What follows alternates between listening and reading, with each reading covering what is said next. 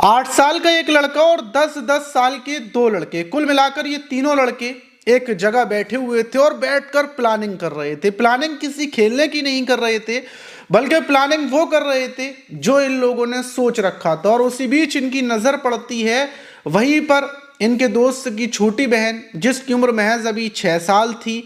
और ये उसको बुलाते हैं और बोलते हैं कि आओ हम तुम्हें एक बहुत अच्छी सी चीज़ दिलाएंगे। और ये लेकर उसको पहुंचते हैं एक बिल्डिंग में और वहां पर ले जाकर उस लड़की बच्ची के खेलने के बहाने हाथ और पैरों को बांध दिया जाता है। और फिर ये जो करते हैं, जिसको सुनने के बाद आपको यकीन नहीं होगा, आपके रोंगटे खड़े हो जाएंगे, आपको ये खबर झूठी लगेगी, उसके लिए मैं न्यूज़ की कटिंग लगा देता हूं, ये देख लेना। लेकिन उन तीनों ने मिलकर जिस घटना को अंजाम दिया वो सुनकर और किस कैसे मतलब इनके दिमाग में, इन छोटे छोटे जिनको मैं लड़का बोल रहा हूँ वो बच्चे हैं, लेकिन उनके दिमाग में ये आया सब कैसे, वो जब आप सुनेंगे तो आपके वाकई में सच में पैरों तले जमीन खिसक जाएगी। क्योंकि जब मैं इस न्यूज़ को पढ़ रहा था तो मुझे भी यकीन नहीं हुआ था। तो चलते हैं और इस घटना को शुरुआत से मैं बताता हूं आपको आखिर तक। तो दोस्तों, मेरा नाम माज है, उम्मीद है कि आप सब अच्छे होंगे, सुरक्षित होंगे। जो घटना है वो दिल्ली की है और दिल्ली का भजनपुरा इलाका है। उस भजनपुरा इलाके में ये समझ ले मेरा तो आना जाना हमेशा लगा ही रहता है, क्योंकि वहाँ पर कुछ रिश्तेदार वगैरह भी मेरे रहते हैं। और तभी मेरे पास ये खबर आई, और जो ये खबर है, ये खबर 2026 की 1 फरवरी की है। वहीं पर रहने वाली एक महिला जो अपने पति के साथ रहती थी और उनकी एक 6 साल की बच्ची थी। वहीं 1 फरवरी की सुबह सुबह का टाइम था। जो उस लड़की के पिता हैं वो अपनी ड्यूटी पर निकलने वाले थे, और उसी बीच जो 6 साल की उनकी बच्ची है वो मतलब रोने लगती है, बोलती है कि मुझे चीज़ दिलवा कर लाओ, आज चीज़ दिलवा कर लाओ। तो उसके पिता उसको ले जाते हैं अपने साथ में, और जो मोहल्ले की एक परचून की दुकान है उससे उसको चीज़ दिला देती है। चीज़ दिलाने के बाद वो वापस आ जाती है और जो अपना दरवाज़ा था वहीं पर खेलने लगती है। माँ अंदर काम कर रही थी। रोज़ाना डेली का यही नियम है कि वो अपने पिता के साथ चीज़ लाती है और उसके बाद वो खेलती रहती है। लेकिन खेलते खेलते वो अचानक से गायब हो जाती है। माँ को लगता है कि शायद कहीं आसपास खेलने के लिए चली गई होगी, अभी थोड़ी देर के बाद वापस आ जाएगी। लेकिन उसी बीच लगभग 1 घंटे के बाद वो वापस घर में आती है, और जब वो घर में आती है तो वो चल नहीं पा रही थी। माँ की नज़र पड़ती है कि मतलब बेटी की आंखों से आंसू निकल रहे हैं, बाल पूरे बिखरे हुए हैं। और जब माँ पैरों की तरफ देखती है तो जो उसकी बच्ची है उसके पैरों की तरफ से खून टपक रहा था। माँ के पैरों तले ज़मीन खिसक जाती है कि आखिर उसकी इतनी छोटी बच्ची के ये खून क्यों आ रहा है। फ़ौरन बच्ची को बिठाती है, बाल सही करती है, पूछती है बेटा क्या हुआ। तो बच्ची इतनी डरी हुई थी कि बच्ची बताती है कि माँ मैं गिर गई थी और गिरने की वजह से ही मेरे खून निकल रहा है, वो ऐसा बोलती है। लेकिन माँ फ़ौरन उसके कपड़े उतारती है, कपड़े उतार कर देखती है कि तू कहाँ पर गिरी थी, तेरे कहीं पर घिसट नहीं है, मतलब चोट वगैरह लगती है, जो खून आ रहा है वो सिर्फ नीचे से आ रहा है। और माँ का मतलब ये दिमाग घूम जाता है कि मतलब चोट वगैरह तो कहीं लगी नहीं है, फिर तेरे चोट कैसे लग गई कि वहाँ से खून आ रहा है। तो बच्ची चुप हो जाती है। फौरन माँ घबरा कर उसके पिता को फ़ोन करती है कि ऐसे ऐसे बात है, ये आई है और ये बड़ी बदहवास है। अभी माँ फ़ोन कर ही रही थी कि इसी बीच जो बच्ची थी वो फ़ौरन बेहोश होकर वहीं पर गिर जाती है। फ़ौरन माँ अपनी बच्ची को उठाती है, अस्पताल की तरफ लेकर भागती है। जब पिता जो उसका पिता है वो भी अस्पताल में पहुँच जाता है। बच्ची को मतलब जो डॉक्टर्स थे वो देखते हैं, और देखने के बाद जो प्राइवेट पार्ट था उस पर अंदर की तरफ काफ़ी ज़्यादा घाव थे, डैमेज हो रहा था, और वहीं से मतलब आ रहा था जो बच्ची है उसके साथ ज़रूर कुछ ना कुछ गलत हुआ, ये डॉक्टर बोलते हैं। फ़ौरन जो माँ थी वो पुलिस को फ़ोन कर देती हैं कि ऐसे ऐसे मेरी बच्ची घर के बाहर खेल रही थी और उसके बाद उसके साथ क्या हुआ है कुछ नहीं पता, और बच्ची बताने की हालत में नहीं है, वो बेहोश हो गई है। अब जो भजनपुरा पुलिस थी वो मौके पर अस्पताल में पहुँच जाती है, पिता परेशान।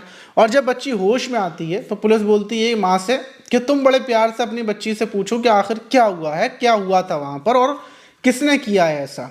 जब माँ अपनी बच्ची के पास पहुँचती है बोलती है कि हम तुझे डांटेंगे नहीं, तू बता क्या बात है, कैसे हुआ, किसने किया, तू हमें बता दे, कोई बात नहीं होगी, तू परेशान मत हो, ज़रा सी भी मत डर।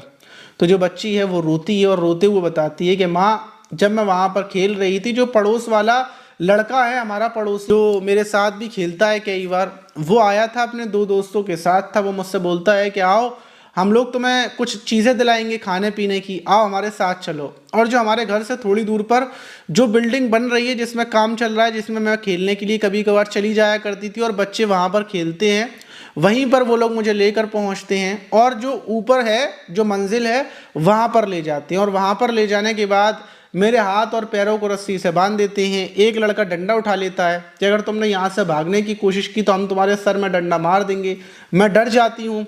और उसके बाद वो हाथ पैर बांधने के बाद फिर जो दूसरा वाला लड़का था वो फ़ोन निकालता है और फ़ोन में कोई वीडियोस थी उसको चला देता है। और फिर जो एक और लड़का था वो अपने कपड़े हटाता है और उसने मतलब मेरे कपड़ों को वहाँ से हटा दिया था। और फिर वो लोग मेरे साथ गंदी हरकत करने लगते हैं और गंदी हरकत करते हैं। मैं बहुत ज़्यादा मेरे दर्द होता है और दर्द इतना होता है कि मैं मतलब चीख रही थी, लेकिन वो मेरे मुंह को दबा लेते हैं, मुंह को पकड़ लेते हैं और बहुत देर तक मुझे ऐसे ही परेशान करते रहते हैं। और आखिर में फिर मुझसे बोलते हैं कि अगर ये बात यहाँ से जाने के बाद किसी को भी बताई तो फिर वो लोग मेरे पापा को और तुम्हें मार देंगे, लड़ाई झगड़ा होगा, बहुत कुछ होगा।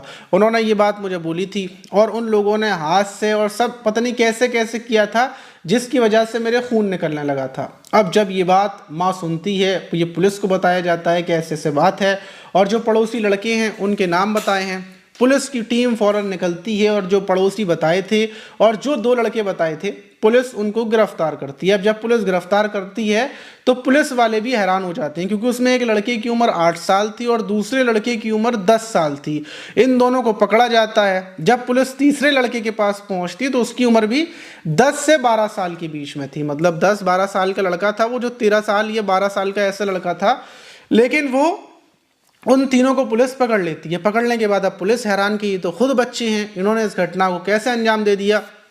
अब तीनों को पकड़कर जब पूछा जाता है कि फ़ोन किसका था, किसने प्लान किया, क्या प्लान किया था, किसने गलत काम किया, कैसे किया, जब ये ढेर सारे सवाल पूछे जाते हैं तो पता ये चलता है कि जो बड़ा वाला लड़का था उसके परिवार वालों ने उसको फ़ोन दे रखा है और उसी फ़ोन में वो गंदे वीडियोज़ देखता था। और उसके जो दोस्त हैं 2, 8 और 10 साल के, उन लोगों को ये बिल्डिंग में ले जाया करता था और वहीं पर ये लोग गंदे वीडियो देखते थे। और गंदे वीडियो देख देख कर इनके दिमाग में सिर्फ यही आ गया था कि जैसा वीडियो में होता है वैसा ही हम भी करेंगे। और उस दिन इन लोगों ने प्लानिंग की 1 फरवरी को, क्या हम उसके साथ करेंगे। और फिर ये उस लड़की को उस बिल्डिंग में ले गए और जैसे जैसे इन लोगों ने वीडियोस में देखा था वैसे किया। और उसी की वजह से मतलब ये 8 साल का ये तो कुछ कर ही नहीं सकता, 10 साल वाला भी कुछ नहीं कर सकता, लेकिन इन लोगों ने मतलब पता नहीं कैसे किया होगा, क्या किया होगा, लेकिन कोशिश में उस बच्ची को घायल कर दिया, बिल्कुल मतलब ज़ख्मी कर दिया।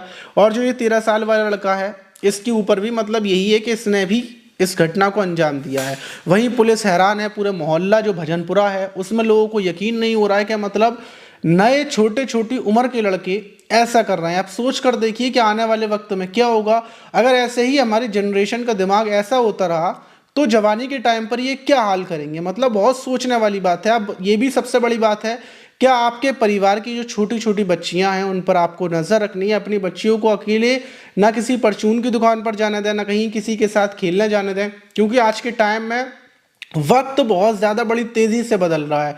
बच्चों को फ़ोन में देख देख कर यही चीज़ें आ रही हैं। और दूसरी चीज़ ये है कि मतलब ये मिलना, किस विस, ये सारी चीज़ें इतनी नॉर्मल हो चुकी हैं कि लोग एक दूसरे के सामने भी करते हैं। बच्चे बैठे हुए हैं, माता पिता उनके सामने कुछ करेंगे।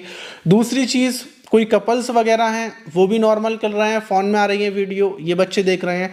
तो ऐसे ही कर कर बच्चों के दिमाग पूरे तरीके से बदल चुके हैं। आप अपने बच्चों पर नज़र रखें, बहुत करनी नज़र रखें क्या आपके बच्चे क्या कर रहे हैं। और वीडियो बनाने का मेरा मकसद यही था कि आप अपने बच्चों का ख्याल रखें और आपके बच्चों के साथ वो सब ना हो जाए जो इन बच्चों के साथ हो चुका है।